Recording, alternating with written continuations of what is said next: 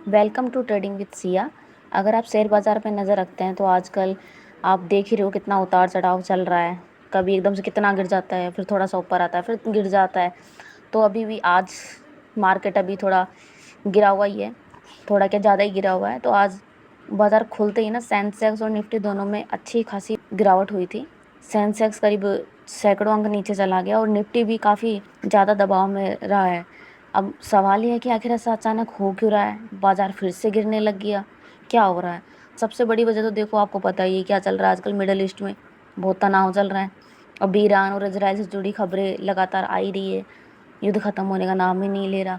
तो दुनिया में ना ऐसी स्थिति बनी हुई है जिसका असर सीधे शेयर मार्केट पे पड़ रहा है। अब दूसरी वजह क्या है ना कि जो कच्चे तेल की कीमत, जिसमें आज अभी देख ही रहे हो कितना चल रहा है तेल को लेकर। अभी क्रूड ऑयल की कीमत है ना काफ़ी बढ़ गई है। भारत जैसे देश के लिए एक बहुत ही बड़ी चिंता की बात है, क्योंकि हम तेल का बड़ा हिस्सा बाहर से ही लाते हैं, बाहर से ही खरीदते हैं।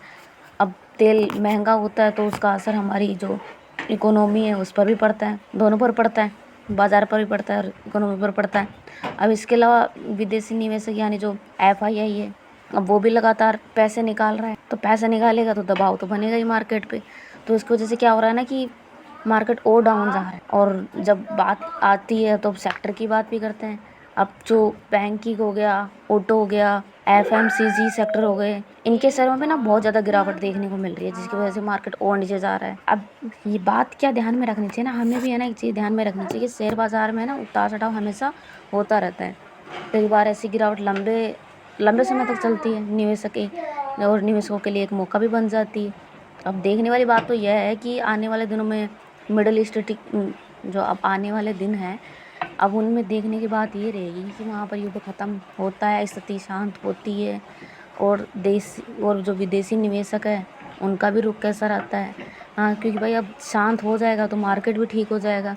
अब आपको क्या लगता है कि क्या बाज़ार संभल पाएगा जल्दी से, या गिरावट देखने को मिलती रहेगी?